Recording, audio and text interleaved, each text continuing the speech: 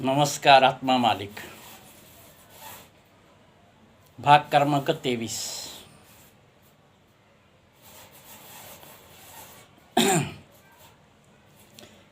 काही सावकार, काही व्याजाचे व्यवसाय करणारे काही लोक नियमापेक्षा जास्त व्याज घेत असतात. ते नियमापेक्षा व्याज घेतलं तर ते कर्माचे भोग तुम्हाला भविष्यात येणार आहेत. जास्तीत जास्त 2%, 3%, 5% ठीक आहे, परंतु 10%, 15%, 20-25% व्याज घेतात. हे पूर्ण चुकीचं आहे.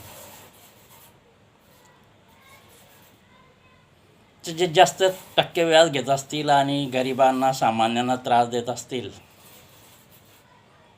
त्यांनी जे व्याजाचे जास्त पैसे घेऊन कर्माचे भोग भोगीत आहेत, दुःख भोगीत आहेत, त्यांचे अनुभव ऐकावे आणि गरिबांना, सामान्यांना व्याज घेऊन त्रास कमी करावा. बऱ्याच ठिकाणी व्याजवाले पैसे घेणारे कर्माचे भोग भोगीत आहेत. तर असं करू नका. आणि काही व्याजवाले लोकांना पैसे देण्याचा आग्रह करीत असतात. काही कर पैसे द्या. जर त्याच्याकडे पैसे नाही तर कुठून देईल? त्यामुळे असा माणूस आत्महत्या करण्याच्या तयारीत असतो किंवा करतो किंवा पडून जातो. मग त्या परिवारावर आलेलं सर्व संकट ज्यांनी त्रास दिला आहे त्यांना ते भोगावं लागणार आहे.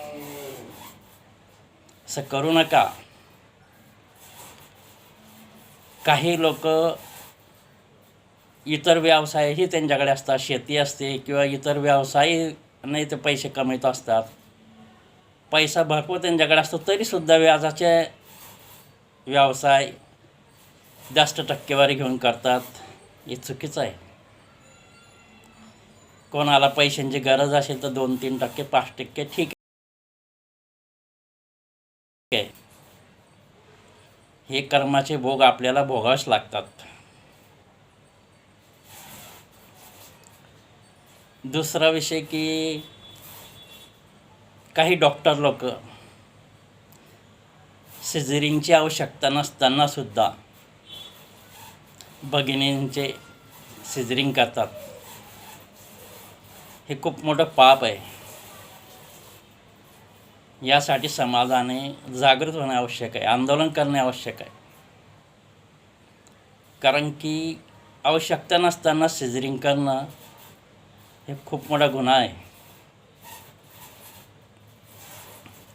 आणि ज्या भगिनी आहेत त्यांनी सुखरूप बाळ जन्माला यायला पाहिजे, सिझेरिंगची आवश्यकता नको पडायला पाहिजे. यासाठी 9 महिने थोडाफार व्यायाम करावा. व्यायाम म्हणजे हलका प्रकारचा व्यायाम,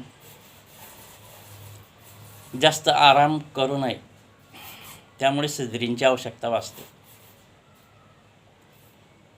आणि येणाऱ्या बाळामध्ये चांगले संस्कार होण्यासाठी 9 महिने भगिनींनी अध्यात्म वाचन करावं, चांगल्या संस्कारांचं वाचन केलं पाहिजे, ज्यामुळे ते गर्भातही संस्कार चांगले होत असतात.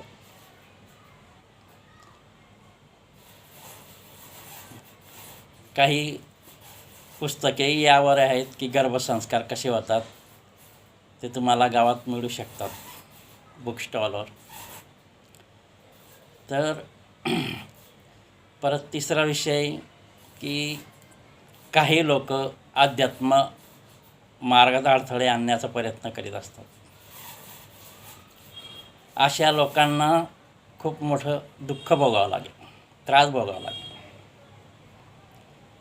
सर्वात मोठं पाप जर असेल तर अध्यात्म मार्गात अडथळे निर्माण करणे हा आहे. तुम्ही अनेक लोकांना त्रास दिला असेल, पण अध्यात्म मार्गात जर त्रास देण्याचा प्रयत्न केला तर नक्की तुमचं सर्व वाटाळं होऊन जाईल. कदापि अध्यात्मामध्ये अडथळे निर्माण करायचे नाही.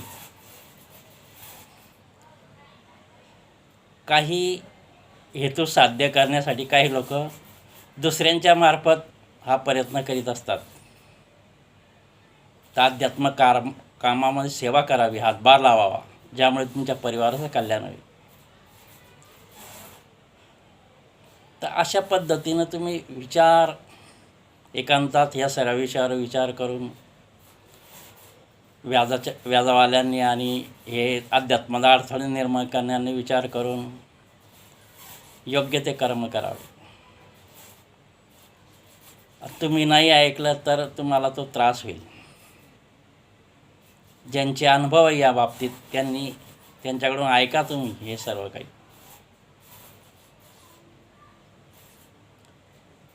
ठीक आहे. धन्यवाद. आत्मा मालिक.